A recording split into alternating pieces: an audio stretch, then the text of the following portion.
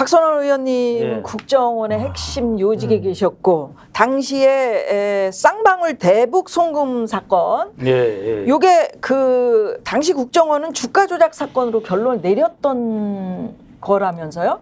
제가 알기로는 네. 이제 이 어떻게 공작을 된 겁니까, 쭉 이게? 진행하다가 네. 이 사람들이 국정원을 물고 들어가면서 지들 주가 조작에 활용하면서 국정원이 마치 자기를 뒤를 봐준 것처럼 악용할 수도 있겠다. 그래서 그러면은 이거 빨리 접자.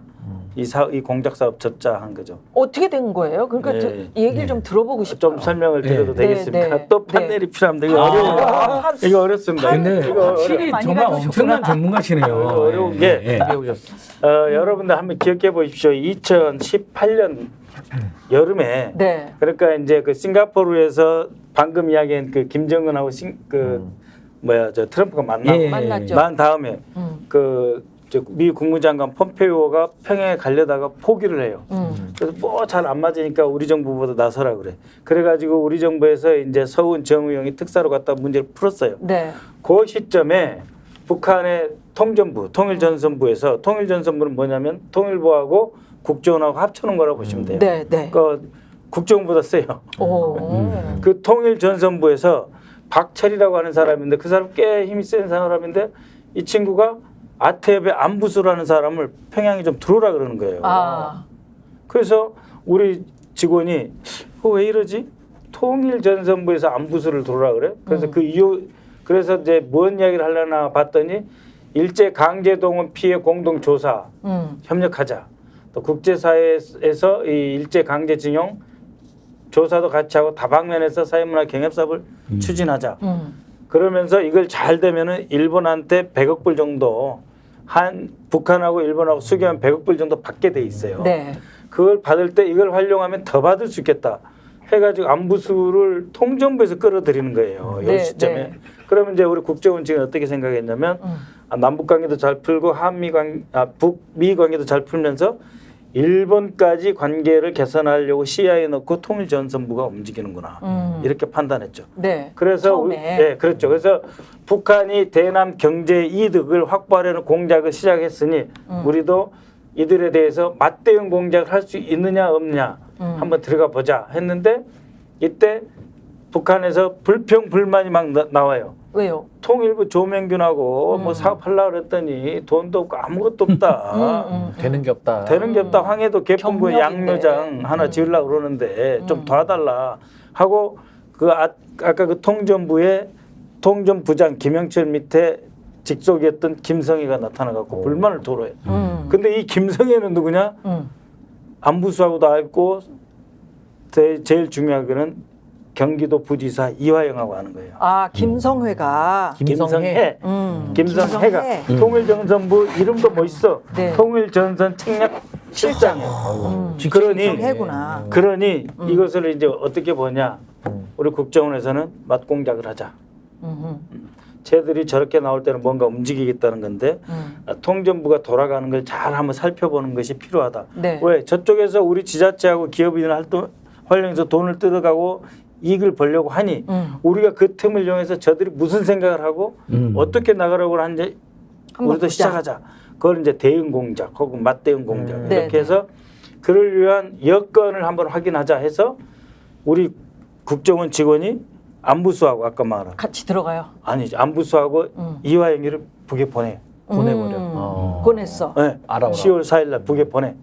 북에 보냈더니 이화영이가 김성애한테 무슨 말을 들으냐면은 나 혹시 남쪽에 내려갈지도 모르겠어. 뭐하러? 한국하고 국제 학술회의 하나 하면은 그거 핑계 삼아서 내려가 가지고 김정은 위원장이 남한을 방문해도 될지 한번 봐야 되겠어 이러는 거예요. 어머나. 그러니까 국정원이 제일 듣고 싶어하는 솔깃했지. 김정은이 온다고? 야 공작 계속해. 어. 그래가지고 이제 이들이 원하는 거를 이제 들어주려고 이제 하는데 김성애가 이 이화영을 만난 한 달 밤도 안 지나가지고 나 돈 없어 돈 좀 줘 그러는 거예요. 200만 불에 300만 불 달라고 나 돈 좀 줘 그래요. 근데 이때가 어떤 상태냐면 그때 10월 달에 이제 이재용 뭐 우리나라 사업가들 다 북한 갔는데 이성권이라고 북한 그 통일전선부 간부가 아이 냉면이 목구멍에 넘어가요 막 그랬어요. 그래 기억나요. 그게 네. 뭐냐면 유명한 발언이 있었죠. 예. 통전부가 돈이 하나도 없구나. 빈털털이다. 지금. 빈털털이다. 이걸 어떻게 이용할 거냐. 그래서 어떻게 끌고 가야 되잖아요. 예. 그래서 우리 공작관이 이화영이하고 안부수를 갖다 붙여줬는데 이화영이도 약속을 돈을 못 줘. 그치. 안부수도 없지. 돈을 못 줘. 김성애는 아니 만난 지 한 달 반 만에 200만 불이나 300만 불 달라 그러면 그 돈 줄 수 있는 사람 어딨어. 그러니까 이제 이 친구들이 아마 야, 이게 어떻게든지 지속해야 된다 이 관계를. 그래가지고 안부수가 김성태 쌍방으로 물고 들어가요. 예. 그게 이 사건의 시작이자 본질입니다. 그 돈 때문에. 돈 때문에. 그래서 결국 이화영이는 경기도 했는데 능력이 안 되니까 빠지고. 근데 이제 이 돈을 주다 보니까 어떤 일이 생겨요? 벌어야 주죠. 그렇죠. 벌어야 주는 거예요. 그래서 어떻게 되냐면 통전부하고 안부수 쌍방울은 확 가까워지고 경기도는 아무것도 줄 수가 없으니까 경기도 입지는 급속히 약화가 돼요. 좀 멀어지게. 멀어져. 멀어지면서 통일전선 부장 김영철이가 안부수를 만나가지고 네. 경기도하고 하기로 했던 사람 다 필요 없고 그 사람 단지가 해. 그리고 앞으로 송명철이 애하고 네가 주로 만나서 해결을 해. 그래갖고 김성애, 안부수, 뭐 박철, 뭐 통전부장부터 김영철부터 전부 다 이쪽으로 쏠린 거예요. 네. 안부수하고 김성태 쪽으로. 근데 어떻게 해서 주가 조작 사건으로 이게 발전했어요? 그러니까 이제 옛날에 이 김성태는 2013년에 네. 한번 북한하고 무슨 사업하러 중국에 공장 세운다 했더니 주식이 확 뛰는 거 봤어요. 경험을 했어. 야 이거 좋거든. 남북 관계 특수. 네. 그래서 남북 호재로 가지고 주가를 뛸 수 있겠다 해가지고 2018년 12월 달에 김영철까지 김성애까지 싹 만나고 와가지고 2019년 1월 달에 네. 대북 사업하면 누굽니까? 현대아산. 네. 그 상무 김영수 상무 영입하고 통일부 차관했던 김영기 차관 영입하고 안부수도 영입해가지고 나노스라는 회사 하면서 주가를 확 뛰는 거예요. 그래서 나노스의 유력 인사를 영입하고 자원개발, 광물성 제품 개발 뭐 이런 거구나. 그 광물이 뭐냐면은 네. 북한이 갖고 있는 광물이에요. 광물. 뭐 네. 리튬이니 아이언이니 이거 다 파면 돈이다 막 그렇게 설명을 하거든. 그게 13일간 뭐 82% 수직 상승했다면서요? 예. 그렇게 하면서 돈을 버는 거 아니에요. 그럼 어떻게 해야 돼? 돈을 벌면 나눠 가져야지. 네. 근데 나는 조금 주고 싶고 쟤들은 많이 받고 달라 싶고. 그러고. 그러니까 나는 조금 주면서 더 많은 사업권을 딴 거예요. 네. 더 많은 사업권을 딴 것이 이 사건의 이제 핵심이고. 핵심이에요. 그래가지고 통일전선부하고 안부수 쌍방울 쪽 이쪽이 만나가지고 2019년 5월달에 아태위 민경련 다 만나요. 중국에서. 네. 그래가지고 뭘 작성하냐? 금년도 추진 사업이라는 걸 작성을 해요. 네? 금년도 추진 사업이 2019년 5월에 나와요. 네. 이때부터 그냥 쌍방울하고 통전부하고 같이 사업하고 가는 거예요. 그러니까 핵심은 사실상 경기도랑은 좀 이제 빠지고 경기도는 쌍방울이 들어가서 이권을 사실 하려고 했다라는 그렇죠. 빠졌네. 아니 근데 이제 경기도는 예. 한 번씩 또 써먹어야 돼. 왜냐면은 경기도하고 큰 걸 했다고 해야 그렇지. 또 뉴스에 나오고 뉴스에 언론에 나오고 호재가 올라가지. 뜨는 거예요. 어.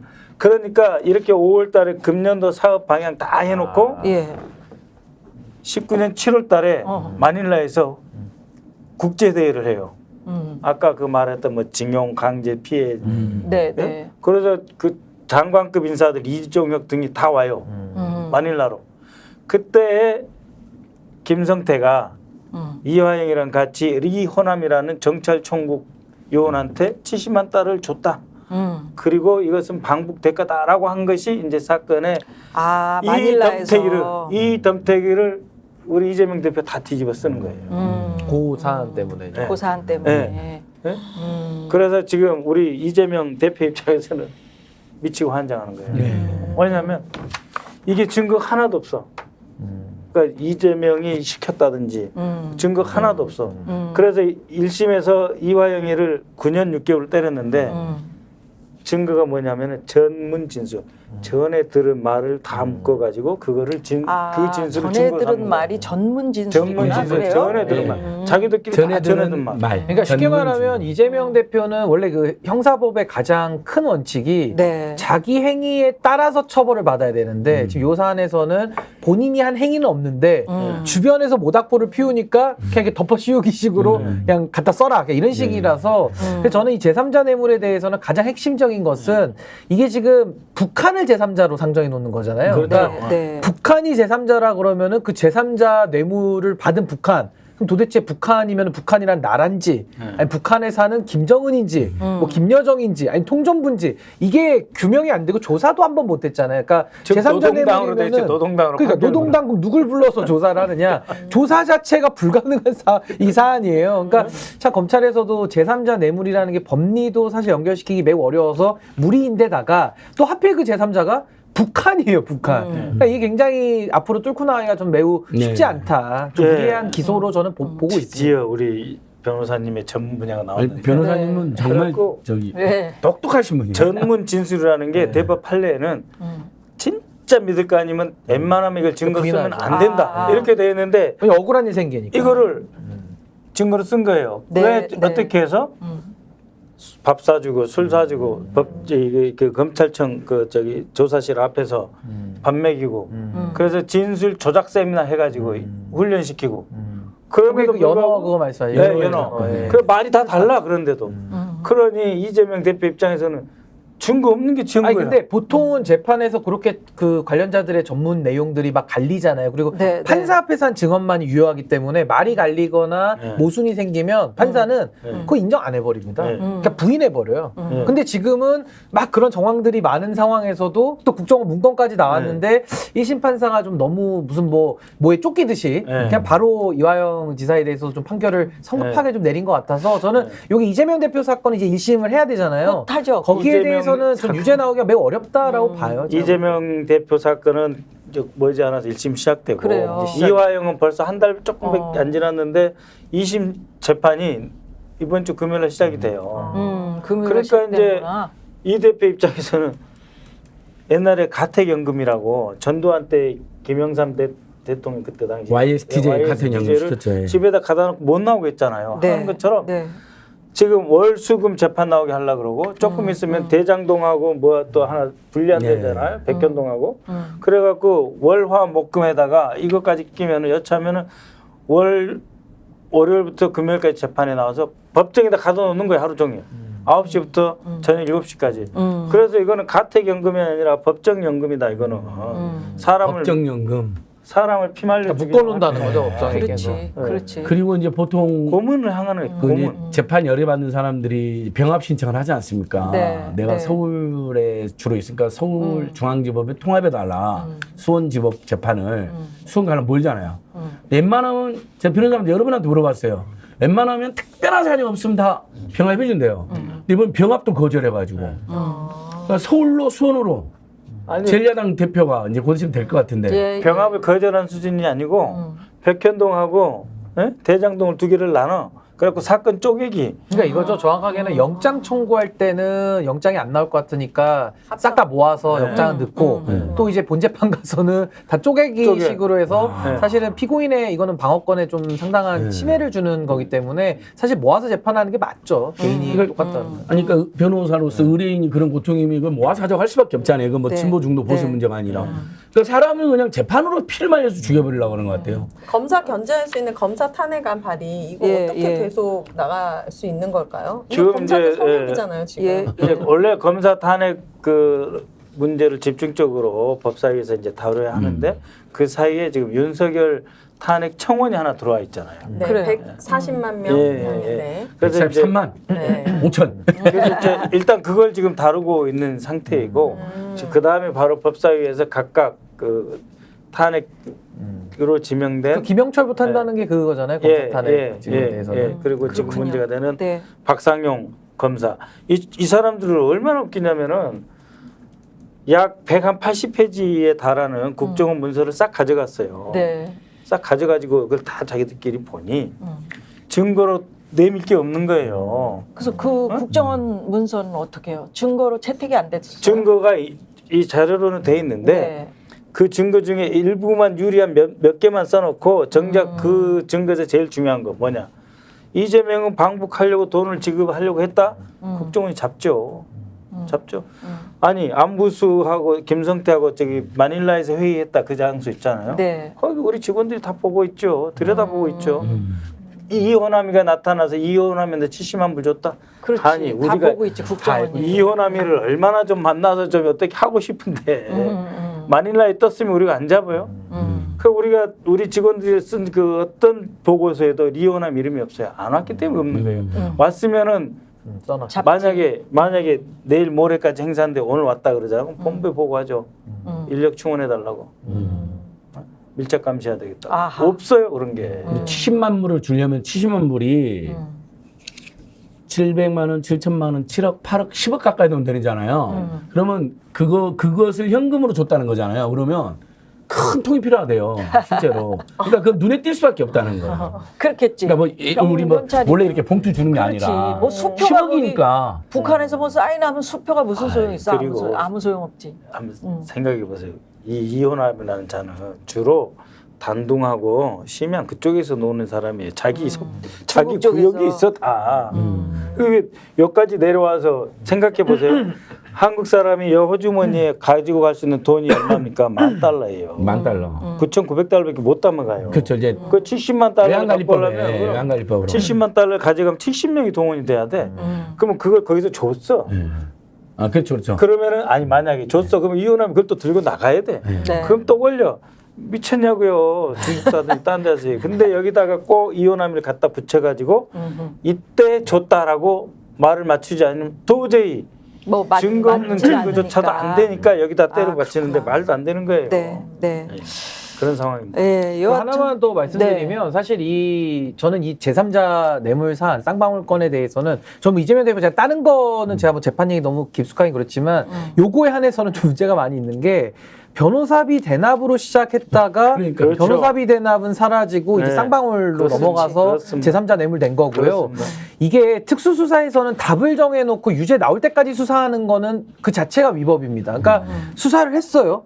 안 나와. 그럼 거기서 멈춰야 돼요. 그리고 검사들이 손을 떼야 됩니다. 근데 지금은 나올 때까지 하는 건데 이건 제가 봐도 굉장히 지금 무리하게 검사들이 가고 있어요. 그리고 윤석열 대통령이 하신 얘기 아니야. 그렇죠. 그렇죠. 그리고 그렇죠. 검사는 객관 의무, 공익 의무가 있기 때문에 피고인에게 벌을 주는 주체이기도 하지만은 유리한 증거들이 나오면 그것도 재판부에 내야 되는 겁니다. 왜냐하면 누구를 벌 주기 위해서 있는 곳이 아니라 그렇죠. 진실을 규명하는 사법기관이거든요. 준사법기관. 그런 검사 집단은 우리나라에 없는 것 같은데. 그러니까 교과서에서는 다 그렇게 나와 근데 있는데 검사의 정신 막 댓글로 보내주신 분 있거든요. 그렇죠. 검사 선서문도 되게 멋있게 돼 와, 있어요. 나 깜짝 놀랐어. 이걸 읽어본 사람은 검사가 대한민국에 있을까? 검찰청 보면 아니, 이게 대변자도 아니, 있어요. 그 공익의 대변자인데 네, 제가 그러니까. 오늘도 그 지금 김건희 제3자 장소 가서 조사하고 온 그 검사 있지 않습니까? 하급 네, 검사. 네. 뭐 기분 나쁘다면서 사표냈다 그러더라고요. 그래. 열받아서. 원래 냈던 거 그 제가 아니야? 그랬어요. 어. 아 그런 검사 정신머리면은 그 사표 잘 냈다. 그냥 나가서 그냥 변호사 해라 차라리. 아니 그러니까 그런 일을 시켜서 출장 그 조사를 하라고 그래서 화내서 사표를 낸 게 이원성한테 화낸 거 아니고 아닙니까 이원성한테. 검찰총장한테 화를 내니까 그렇지. 이게 말이 그렇지. 됩니까 이게? 자기 기분 나쁘다. 아 근데 이제 그 사람들은 이제 권력의 딸랑이들이기 때문에 이상하게 화를 내는 거거든요. 그래서 오히려 그런 의도로 사표냈다 그러면은 아주 잘 냈다. 그렇지, 그 사람 아마 우리 늙기 분석에 윤석열, 이창수의 직계 라인 그렇죠. 직계 파견 딸랑이. 받았잖아요. 직계 딸랑이죠. 그러니까 그러겠죠. 야, 너 또 귀염 받는 항의하는 거지. 척해. 사표 쓰는 척해. 우리가 아니라 이양석한테. 약속사표네, 그것도 약속사표. 그랬을 가능성이 매우 높습니다. 지금 돌아가는 게 모든 것이 다 약속. 그래가지고 조작. 사표를 냈음에도 이라고 불구하고 달려서 검사장 보여주지. 시켜주잖아요. 네. 검사장 시켜주면 은퇴하면 이제 변호사 당장 사건 몰아주고. 예. 다 자기 밥그릇 챙기고. 정말 너무 예. 우리 추악해졌습니다. 윤석열 그래. 스픽스는 말하는 언론입니다. 대세는 유튜브, 그중에서 스픽스. 좋아요, 댓글, 구독, 알림 설정. 여러분이 저희를 사랑해 주시고 우리가 여러분을 사랑하는 4가지 방법입니다.